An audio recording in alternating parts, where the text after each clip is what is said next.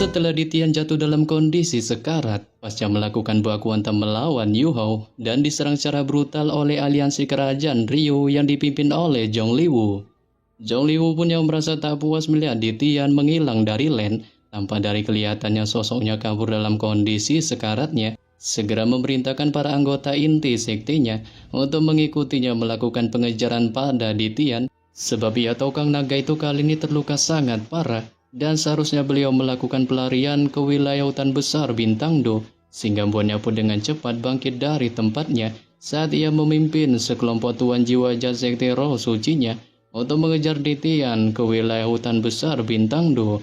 Ya, meskipun ia tahu dengan kemampuan kelompoknya, bahkan jika ke-12 dari mereka bersatu untuk melakukan penyerangan, itu masih tak mungkin bahwa mereka dapat membahayakan Ditian. Tapi mereka tak hanya menggunakan kekuatan mereka sendiri untuk mengeroyoknya sebelumnya, melainkan mereka juga meminjam kemampuan balas dendam dari puluhan ribu roh pembalasan saat Zhong Liwu telah membakar roh-roh ini ke tombak merah yang telah menusuk Ditian sebelumnya, dan itu mampu menyegel semua ruang di sekitarnya dalam sekejap mata serta memberikan pukulan berat baginya.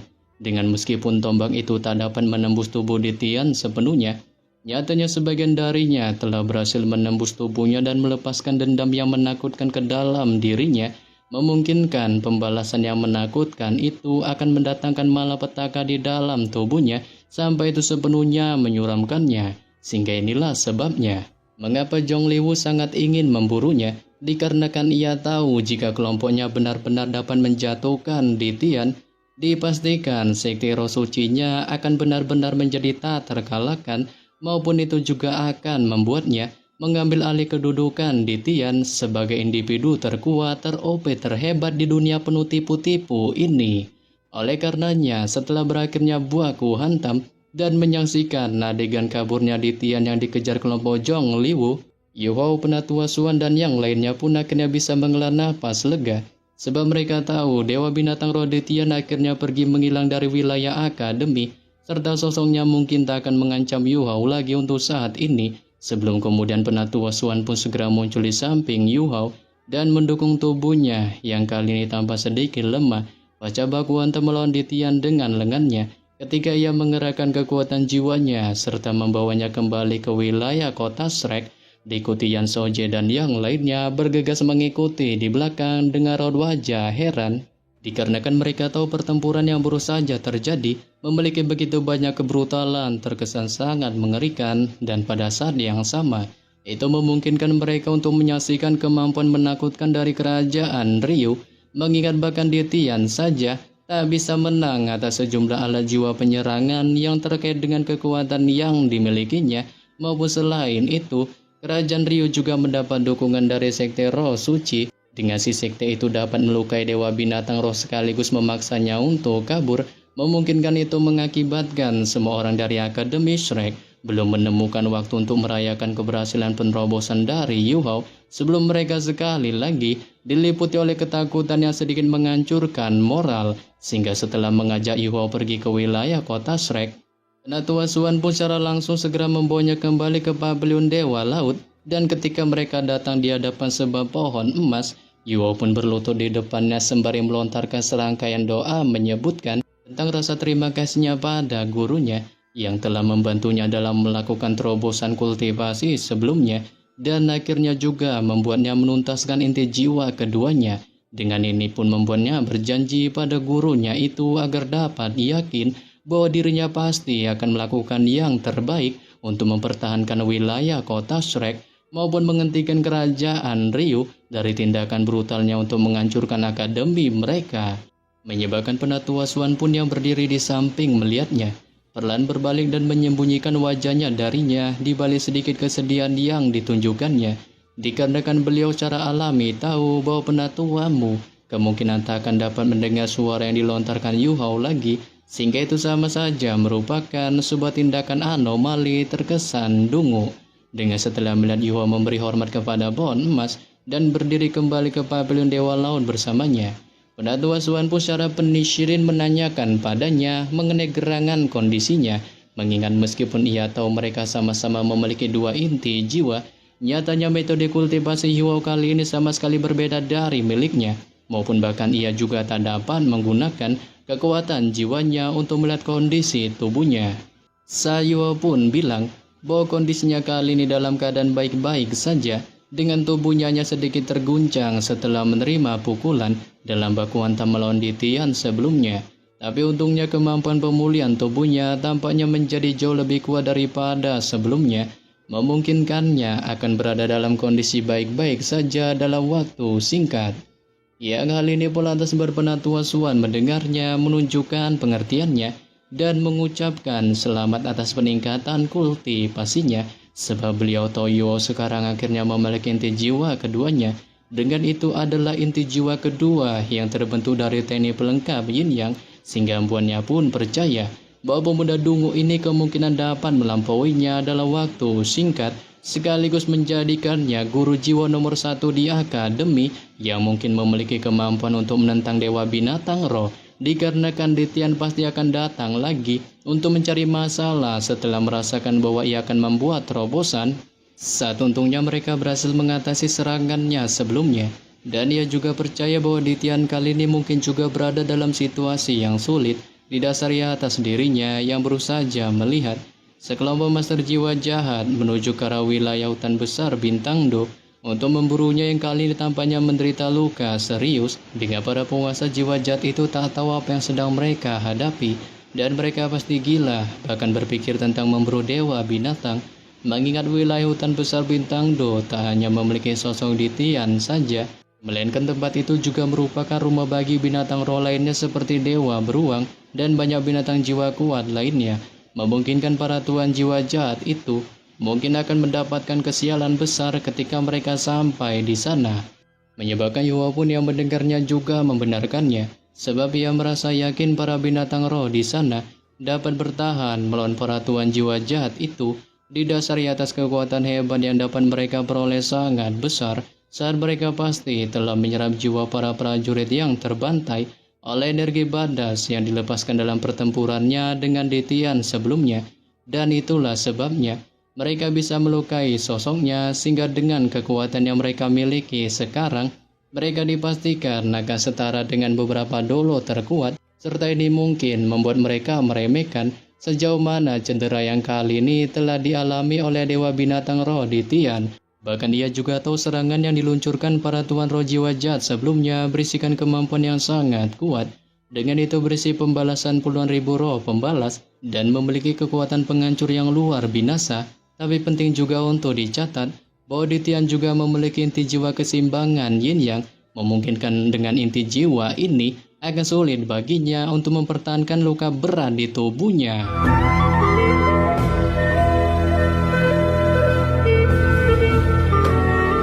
Setelah Yuwa memberitahukan hal ini pada Penatua Suan, ia juga menyebutkan bahwa setelah inti jiwa keseimbangan Yin Yang terbentuk, kekuatan dua inti jiwa akan saling bersatu. Saat kekuatan akan diatur ulang, dimurnikan dan dikompresi setelah bertubrukan satu sama lain. Dengan ini memungkinkan seperti halnya kekuatan jiwanya untuk memiliki kekuatan spiritual dan karakteristik kemampuan es.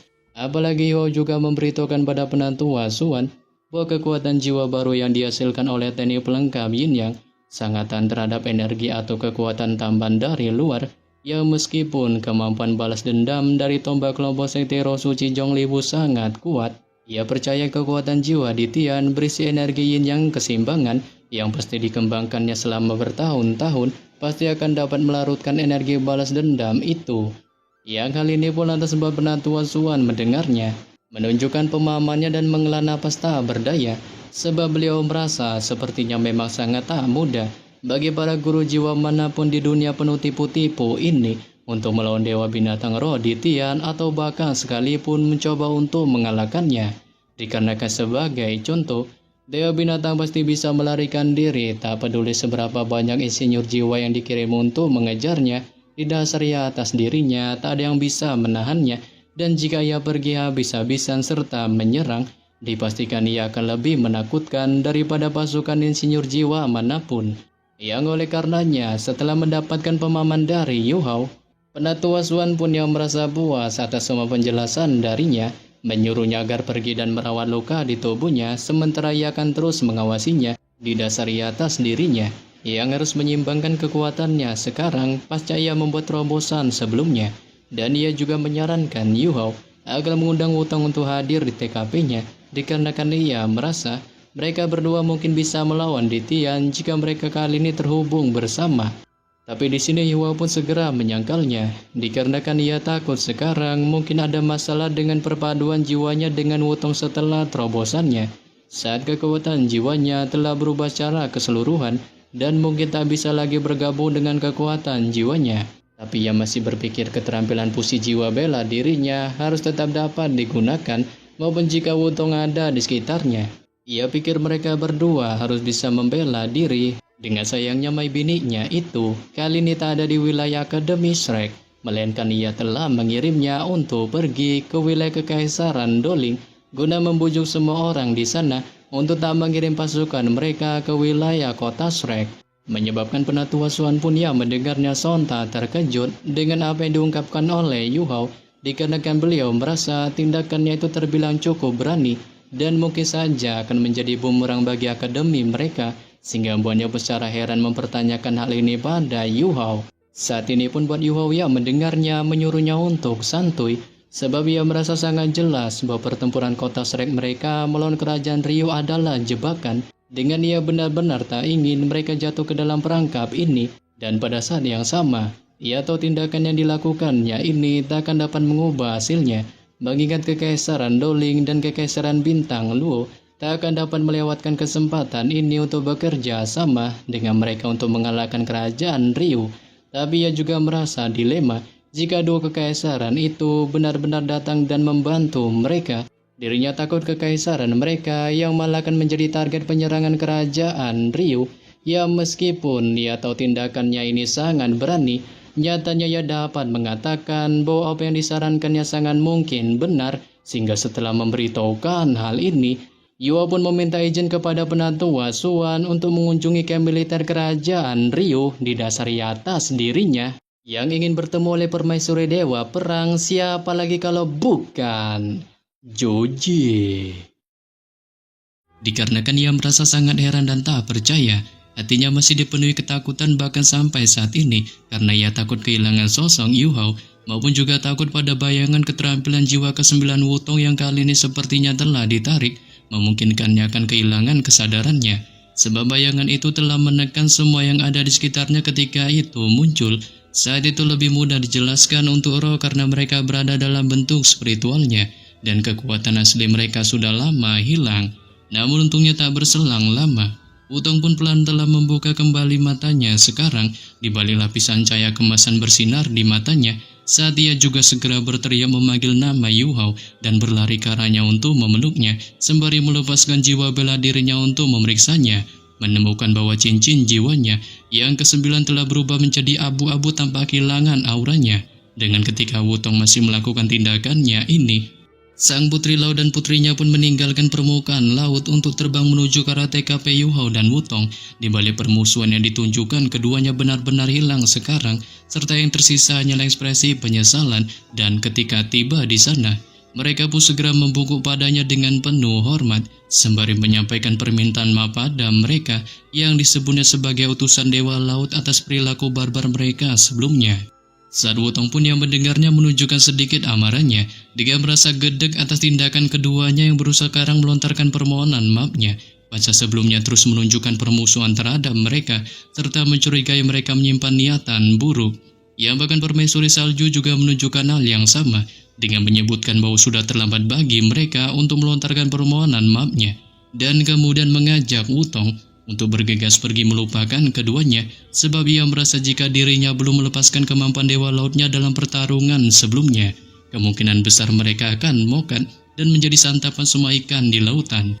Tapi di sini sang putri laut pun terus menunjukkan mode melasnya, dengan memohon pada permaisuri salju agar memberi mereka kesempatan didasari atas putri keduanya yang akan mokat karena semua salahnya, dan jika mereka bisa menyelamatkan putrinya itu, ia berjanji akan setuju dengan harga berapapun atas balas budi yang mereka berikan. Diikuti putri pertamanya di sampingnya mulai menangis terseduh-seduh di saat yang sama, sembari membungkuk menunjukkan sikap penuh penghormatan. Saat ini pun permaisuri salju yang melihatnya menunjukkan rasa kasihannya, dengan cara tak berdaya menyuruh Wutong untuk memutuskan masalah ini. Menyebabkan Wutong pun hanya bisa memilih untuk membantunya dan menyuruh sang putri laut agar membawa mereka ke TKP putri keduanya, sehingga buat sang putri laut pun yang merasa gembira mendengarnya. Segera membawa Wutong dan Yuho bergegas menuju ke TKP kediamannya, dengan ia segera memunculkan cahaya biru dari tangannya untuk menyelimuti keduanya, dan itu langsung berubah menjadi gelembung udara biru yang sangat besar sebelum tenggelam ke dalam lautan saat ketika dalam perjalanan. Tak ada sedikit pun rintangan saat gelembung itu membawa mereka lebih dalam ke lautan, dan mereka tak bisa merasakan sedikit pun tekanan di bawah air, memungkinkan mereka secara santuy bisa bernapas di bawah warna air lautan menjadi gelap, serta mereka hanya bisa melihat sejumlah benda di sekitar mereka dengan cahaya yang bersinar samar dari gelembung udara biru. Dengan semua makhluk akuatik di bawah laut secara otomatis mundur ketika mereka merasakan aura gelembung udara ini, yang bahkan Wutong secara heran juga bisa melihat ada sebidang besar bangunan yang menyerupai aula dan istananya berdiri di sana jauh di bawah laut saat mereka memancarkan warna biru pudar dan menerangi sekitar beberapa ratus kilometer, maupun ada putri duyung yang berenang di sekitar mereka. Di balik setiap bangunan ini terbuat dari karang di lautan serta segala macam mineral langka, dengan mereka tampak tak seperti struktur bangunan milik manusia, melainkan mereka memiliki karakteristik lautan, seperti misalnya Wutong menyaksikan putri duyung yang baru saja keluar dari kerang raksasa setinggi 5 meter untuk berenang dengan cepat di lautan. Apalagi ketika melihat sosok sang putri laut dan putrinya kembali, semua putri duyung yang berenang di sekitarnya pun berhenti dan mereka segera menundukkan kepalanya seraya menunjukkan rasa hormatnya. Saat ini pun sang putri laut melihatnya, hanya melambaikan tangannya, dan baru saat itulah para putri duyung itu berenang sekali lagi untuk masing-masing membubarkan diri, dengan mereka tak berani mendekat, dan hanya mereka yang sangat beranilah yang akan menatap dengan penuh syirin pada sosok Yuho dan Wutong di gelembung udara, di balik kebingungan maupun sebagian besar menunjukkan mode permusuhan, sebelum kemudian sang putri laut pun memutuskan untuk mengendalikan gelembung udara melayang ke area aula yang sepenuhnya terbuat dari karang, dan bangunan ini juga merupakan yang terbesar di dunia bawah laut ini. Saat gelembung itu secara bertahap tumbuh lebih kecil ketika dua putri duyung muncul dari dalam, serta mereka meninggalkan dua gelembung memanjang yang menutupi tubuh Yuho dan Wutong, memungkinkan keduanya bisa bernapas sendiri dengan gelembung-gelembung ini di sekitarnya, maupun mereka tak akan merasakan tekanan air laut di sekitar mereka. Dengan kemudian sang putri laut pun menggunakan kesadarannya untuk menyampaikan pesan dan memberi isyarat kepada mereka pada saat yang sama sebelum bergegas pergi untuk memimpin jalan memasuki istana karang yang sangat besar. Saat ini memiliki ketinggian puluhan meter dan lebarnya lebih dari ratusan meter. Tampak bangunan dengan skala seperti itu jarang terlihat bahkan di dunia manusia, dan istana ini memancarkan gelombang kekuatan jiwa yang padat, serta bangunan itu sendiri memiliki kemampuan penyerangan maupun pertahanan tertentu, hingga seberapa dalam istana ini berada di bawah laut, memungkinkan tak ada keraguan tentang keamanannya. Apalagi permaisuri salju kali ini masih mengendalikan tubuh Yuho ketika masuk ke dalam istana, didasari atas ketidaksadarannya lebih absolut setelah ia memblokir serangan untuk Wutong sebelumnya, sehingga mengakibatkan kelima rohnya tak bisa merasakan gelombang spiritualnya sama sekali dan mengalami kondisi pingsan tertidur sangat lelap.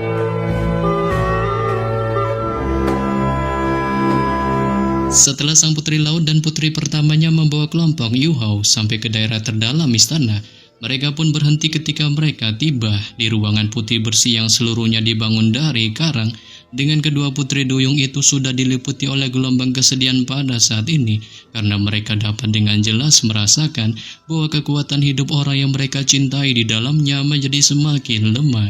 Sebelum kemudian mereka segera membuka pintu karang dan membawa Yuho dan Wutong untuk masuk ke dalamnya. Saat Wutong dapat melihat, ruangan itu sangat besar dan ada segala macam ornamen dan dekorasi di dalamnya, maupun ada juga mutiara seukuran kepala manusia, kerang yang tembus pandang seperti kristal.